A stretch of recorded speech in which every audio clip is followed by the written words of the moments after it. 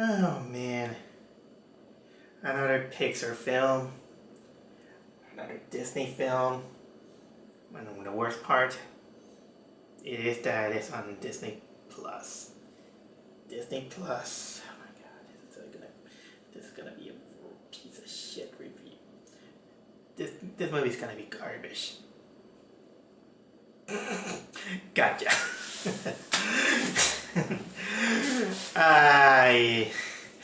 Look, guys.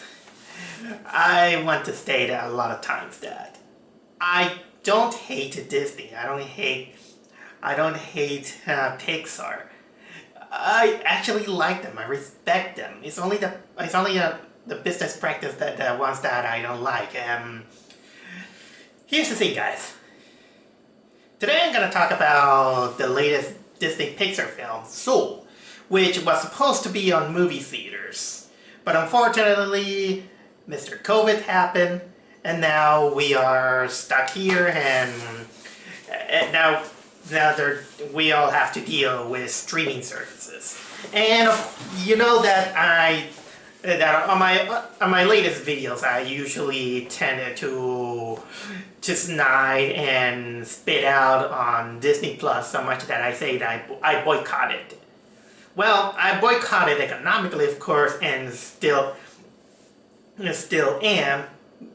But suddenly, during Christmas, I was lucky that I was at a relative's house, and that relative house, technically, that one had the Disney Plus. So we decided to watch that film because it's the one that came out recently on Christmas. And because honestly, I'm not against any of the movies.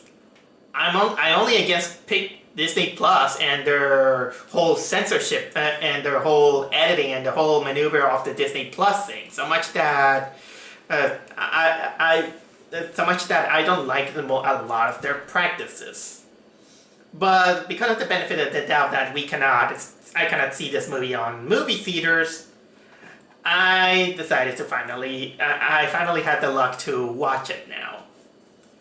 Before I go with about Soul, let me tell you that whenever there's a Pixar film that is gonna feel like there's gonna be some kind of meaning on it, it could go either both ways. It could be kind of like pretentious, or sometimes it's gonna fool you saying that it's gonna be such a memorable movie, but then something kind of a little bit childish happens, which kind of takes out a little bit of the mood.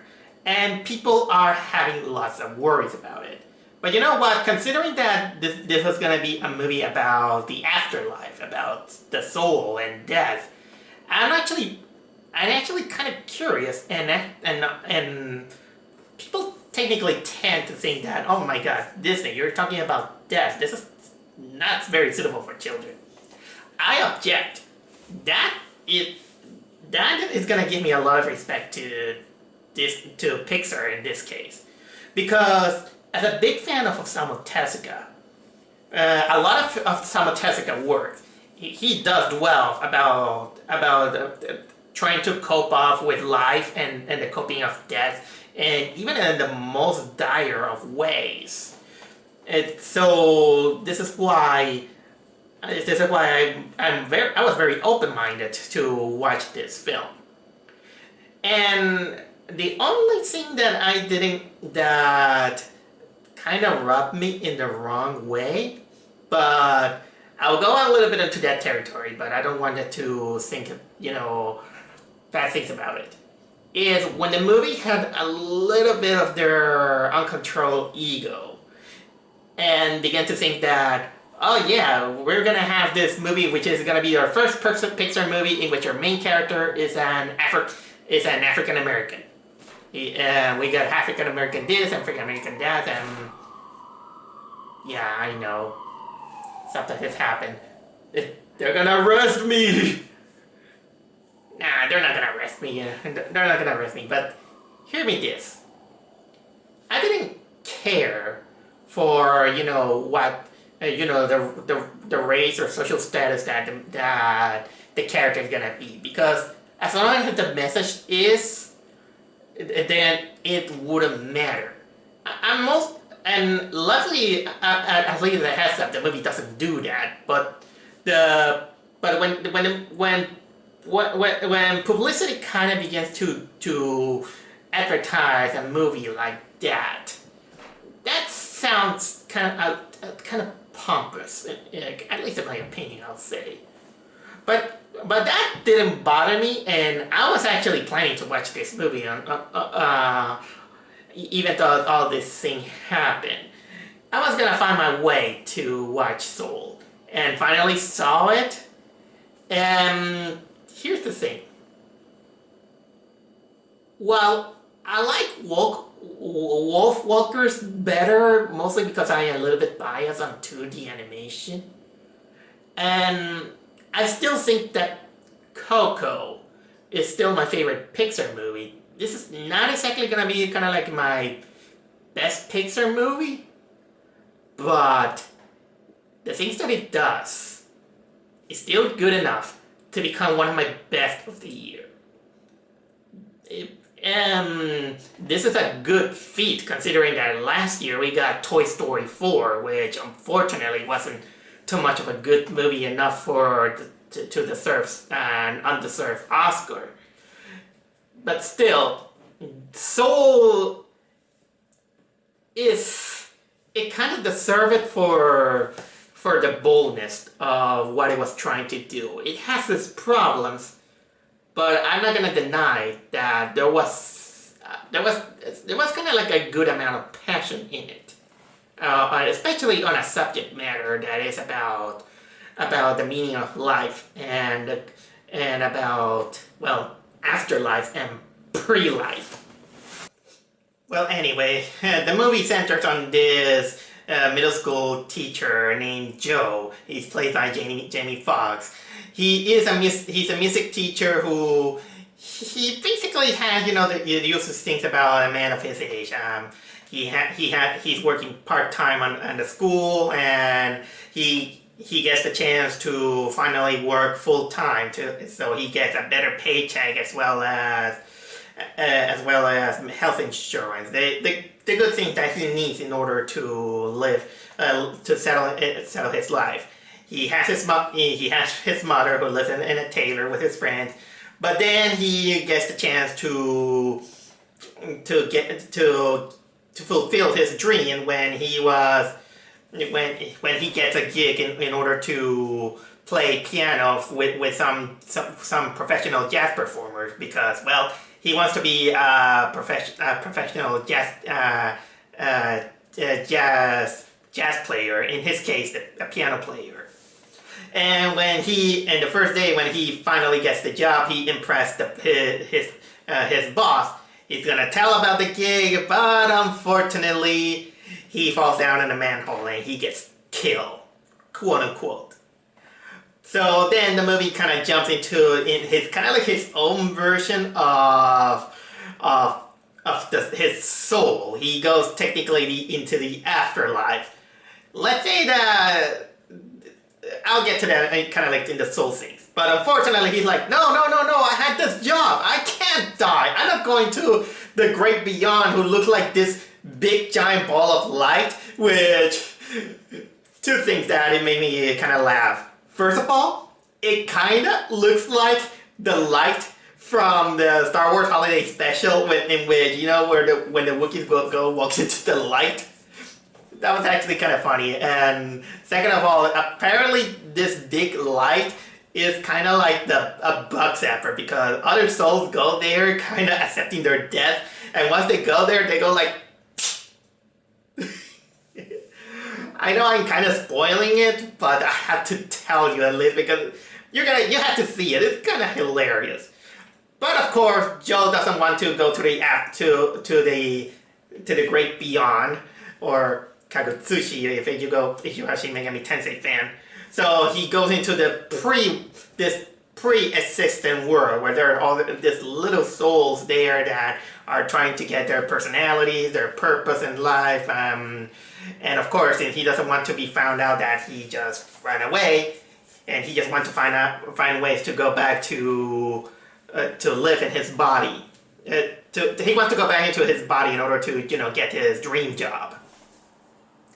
This is where he poses as a mentor, and now he's been given the task to mentor this other soul named 22, played by Tina Fey, who is kind of like the most difficult case of the soul, because this soul is like, I don't want to go to Earth, I don't want to live because I got everything here, I don't care, it looks boring or something like that. And basically, this is kind of like the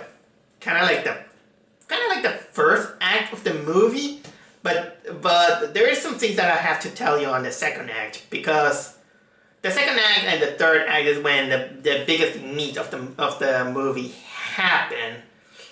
But going there will be a little bit spoilerish. So I'm gonna give it my best to not spoil the film until I give the sign. But either way, it's time for me to talk about the technicalities. Like, for example, saying that the voice acting and the characters are actually really good, in my opinion. They do a good job. Although I'm not gonna say that it's kind of like the best voice acting there is, because when I can't help to compare it to Wolf Walkers, you're gonna notice that a lot of even kid characters in how can I say, in Disney films, they always hire kind of like a big name actor. Rarely they get a child or something like that. And Wolf Walker did this better. And this one is, again, celebrity voices for the most part. Again, Joe is played by Jamie Foxx. He still does a good job. And for the better that there is, the young soul 22 is voiced by Tina Fey. Oh my god, I gotta talk a little bit about this soul, at least in personality-wise. Whoop-de-doo! The animation is still great, and the designs are still great. I mean, there's nothing to talk about it. Actually, there's a little bit to talk about when it's about the animation technicality and the character designs, in which it looks good in kind of like a different way, but for some reason I didn't feel too much. But it's not exactly that I blame the movie. I mostly blame it because I just watched it on a computer, because we were watching it on a computer, and it doesn't feel as gigantic when you watch it kind of like in a big screen. This is the reason why, while this still is happening, there is some kind of importance when you go to watch it kind of like the big screen. There's a charm that you can get, and doesn't feel exactly when you watch it kind of in a small screen. There's some technicality and on emotions on it. So kind of blame it more on how I was watching it instead of, the movie. But either way, when it's about the human world, the colors are kind of like a little bit too off, I'll say. I'm not saying that it's a bad color, but it isn't too bright. It's too much of a shadowy, or kind of like off colors there is. Let's say that it feels a little bit too real, that it kind of looks like a boring world. Even though I get it, they wanted to emulate kind of like a world in which it feels like jazzy in a way, because one of the biggest elements that this movie has is jazz, which is in contrast to the movie's elements or plot devices. Funny thing is that the more I watch the movie, and every time when I link it to jazz, it actually reminds me more of this game that came out this year called Dreams, in which there is a story mode that also involves jazz, and also involves about the art of being passionate about jazz, Weird enough, isn't it? And for the world of the afterlife, as much as I made fun of the Great Beyond that looked like a big ball of light, I actually really loved that, how it looked. Although when you go to the pre-existence world, there you see that it's kind of a little bit bluish, kind of like in the cartoonish style, kind of like you enter kind of like another world from the inside out, and a lot of the souls, including our character Joe, they all look like blue Pillsbury Dutch boys.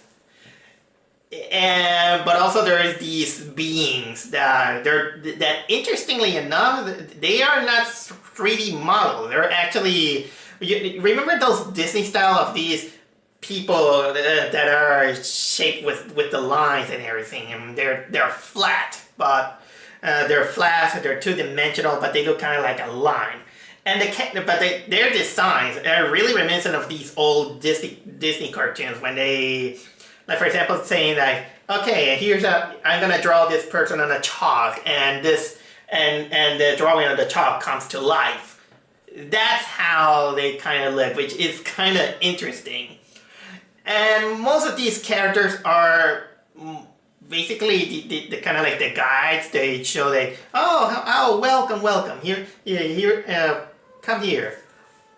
Although there is one of these guys that almost act like an antagonist, but it's not really an antagonist, but more like a guy that is very, very much of a stickler of the rules and so full of itself. And yeah, we also have half of, the other character, but I'm gonna go when time due. With this, I'm gonna talk to you that probably the biggest strength that this movie has is kind of like the theme. The movie wanted to make a story that kind of explores what is the meaning of life, what life is. Although we're talking about a guy who becomes comatose after falling from a manhole, and he doesn't want to die. And of course, after all these shenanigans, he finds out a soul that basically doesn't care to get alive, and because he feels that, well, I have no purpose. I mean, and there's a little bit of a comedy also in this 22, he basically was tasked to be taken care by almost like some of the best famous figures in the world, like Mother Teresa, Abraham Lincoln, and Gandhi, but nobody in the world want anything with him. And in a way, I get it, because here's a little bit where the movie kind of falls a little bit, because introducing 22 as a character, it's a she, I now remember, because it's Tina Fey. Even though the souls, they say that they have kind of like not a shape, they just do it like what they want to, okay, whatever. The problem with 22 is that she's kind of annoying. She basically is annoying, and people just want to like, she's snarky, she's like, I don't care and all this. And for me, that was almost like, I was like, stop. Because it was kind of like almost going a step further to becoming Vanellope from Wreck-It Ralph.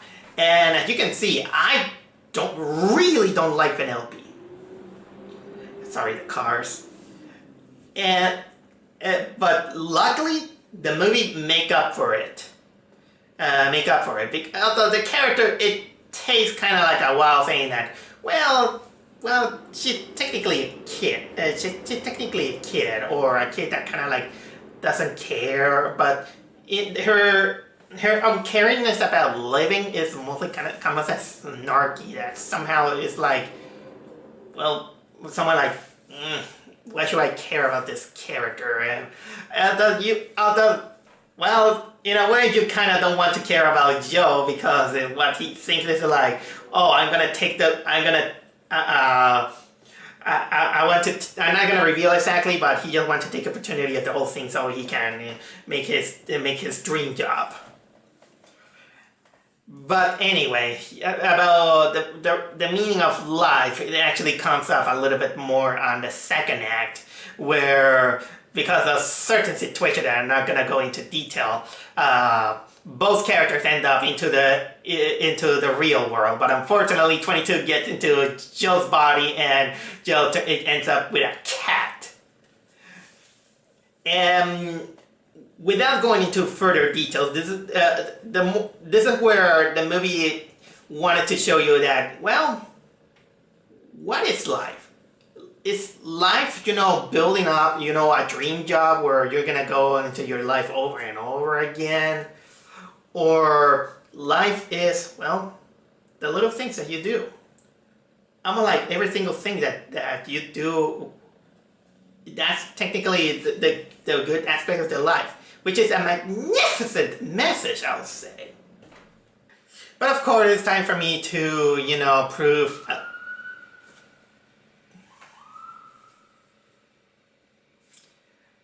But of course, it is time for me to show you that this movie...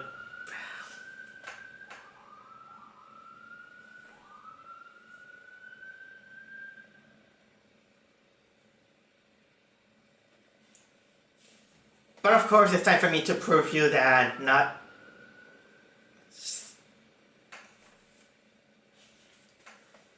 But of course, it's time for me to prove you that just because it's a Pixar movie that is done really well and really good, and there are some things that kind of...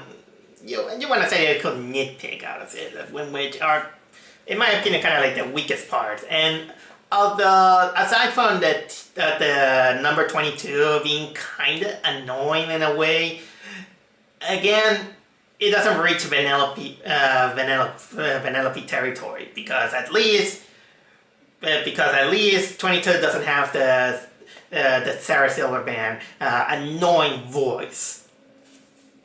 And in this one, you could see that it's a character that basically didn't know what it was missing in life. For sometimes some of the jokes that happen in this movie are kind of hit or miss, I'll say. Although there are some moments that I absolutely made me laugh out loud. I'll tell you at least two of them. One of them is how that the movie is actually aware that saying the word hell is not a big deal. Even though they were like, no, I'm not gonna say the word, and they do say the word hell, in an ironic way, and I love that. I love that it kind of gave this kind of like middle finger saying that, come on, this word is not a big deal. And the other one is kind of like it's kind of, I love kind of like the joke thing, which, well, to not spoil is enough. What will happen if a guy working on Wall Street, he gets full on life? That actually cracked me up. But of course, that I think that one of the biggest weaknesses that this movie has is it has to do a little bit of the consistency of how the world works. About the world of the afterlife and the souls and everything. It kind of feels kind of off. It wants to be a little bit like Inside Out, but the thing is that at least Inside Out, it kept kind of like the two elements separate from each other. It gets the element of the human world and the world of the emotions kind of intact, and it kind of feels natural in a way. This one, it feels like the more you try to think about it, I think that this one is, believe it or not, kind of even more complex than a Kingdom Hearts lore. Because look at this. Here's how here's how I interpret it. Like, for example, there's a human world. Each human has kind of like a soul. And when this soul kind of dies, quote unquote, or dies, it kind of goes to this realm in which they go to the great beyond, which is technically the afterlife. But then there's this world, which is kind of like the pre-world, which basically it makes us think that this is life before being born. But apparently the world, this is where they set up their personalities. Although this kind of a little bit clashes with the thought of if personalities are born or if you build it up because of the experiences of life and of the knowledge. It kind of clashes that. But then also I forgot to mention that there is a world that is about the lost souls, in which it's about souls that kind of get stuck on either depression or obsession, which I like this theme. But apparently this technically doesn't kill off the person. It technically kills them off inside. So the soul, so basically kind of like, well, the soul is alive. It's kind of like the world of souls in a way. You know what? Now that I talk about it, it kind of makes a little bit more sense. It's funny that sometimes when I talk about these videos, I hear myself talking, and this is when I begin to put the pieces together. Although they're still kind of confusing that there is this, that apparently there are this group of people, in this case, hippies, in which apparently they kind of reach some kind of higher plane in which they're even aware of their soul and manage to manifest one outside the other, even though they're still alive in a way. And now that I think about it, the main guy who is the main hippie, he, for some reason, he kind of looks like one of the common villains of Earthbound. And because, I don't know, the beard and his hairstyle, like, I've seen this guy somewhere, but I can't put my fingers up. Maybe I'm wrong, but somehow it's the design of that character.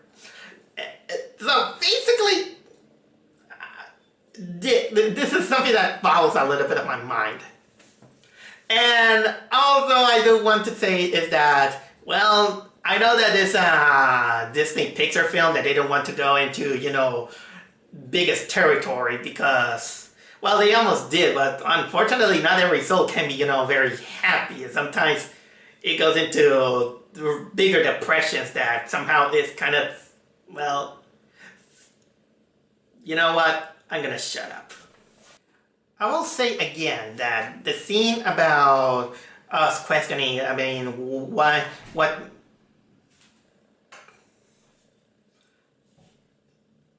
I'll say this again. The theme about us questioning what makes our life have meaning is actually really deep and really appreciative about it. If I kind of leave aside a little bit that there's some silly moment about some body switching mix up here and there, and a little bit of the cutesy looking souls that in the soul world and that there is, you can tell that they wanted to bring out a message that doesn't feel technically forced or too grounded, because despite of that, the benefit of being an animated film is that you can go with a lot of things. But again, I always reiterate saying that even when you build up fantasies, you gotta be either sincere and careful, because you can't. Because even making fantasies and magic also takes some responsibility. You can't do just I do this because magic. You can't do that. It's because it's basically kind of like a lazy writing. But luckily this one kind of it did earn that. In the case of looking for what the meaning of life. How can I go through it? It comes with the relationship between our two leads. we got a character who is fixated on having a dream and thinking that all these things about going, doing his, going. He's kind of clashing with even with his mother in which either he's gonna take a job that is gonna secure him for a good lifetime. He's gonna get a full-time job where he's gonna get a good paycheck enough for him to live comfortably, as well as having his health insurance. But also there is kind of like the more challenging approach in which he feels fulfilled. He's doing what he loves. He's doing what he dreams. But you can see that this character also has an arc in which he's basically negating that life is much more than just following your dreams. You can also kind of like fill out your hopes and dreams into other people who are looking at purpose, like 22, which is a character who has no interest on going to make a life until it gets the chance to find out that, well, I love even the little things that here on Earth. Even I kind of acknowledge that even for the little moments is practically acknowledging that, yeah, it can be scary, but having these scary thoughts I kind of enjoy it. Because sometimes you might thinking that life is beautiful even when you eat a slice of pizza, which ironically the first pizza scene, well, in Planet Earth, because I don't like the one that I have kind of like a poop joke. I like that there is a moment that kind of reminded me of the first episode of the 2012 Teenage Mutant Ninja Turtles. and also, so basically it's a character who wants to who thinks that, well, having finding purpose in life, finding meaning, even in the most little things. In which case, oh my god, I'm losing a little bit that train of thought here and there. In which also kind of, there's also kind of like a moment saying that, well, scoring big and scoring your big dream is not exactly the kind of like your pinnacle of what you do in life, because although I like that it doesn't also tell you that if you're looking for fame or something to fulfill your dream, that means that you're not a good person or something like that. No, it doesn't do that. I like that it went kind of like in the neutral side, because it especially shown in one barbershop scene in which it shows up how someone who had technically kind of like one dream or one goal, but then find out another passion and decide to settle with it because, well, I wanted to do this, but then I began to like the other one, and also I really like that our main character is basically an adult, and honestly it shows that even if our age, it's not too late. But it also, again, it doesn't show that following your dreams is not exactly pretty bad, which probably my favorite part of the movie, it comes up with a talk that between Joe and his mother about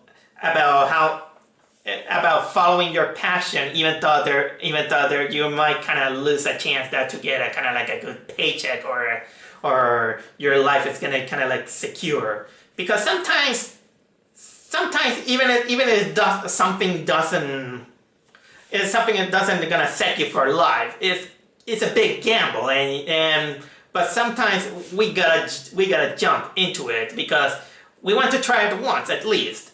That's what makes us a little bit fulfilled. And so it takes kind of like a neutral road on that. And I admire that. Also, I admire that this talk with the mother. There was something that is kind of cartoonish during the whole movie, but the movie decides to finally kind of drop for a moment that scene in order to make it feel more genuine. And from this point, I will say that I am gonna stop and highly recommend you to watch Soul. Probably is one of the most thought-provoking films that Pixar ever made, because it's not easy to talk about something very deep compared to other Pixar movies that has, well, there is Coco, of course, and I still love Coco. Coco is probably my favorite Pixar movie.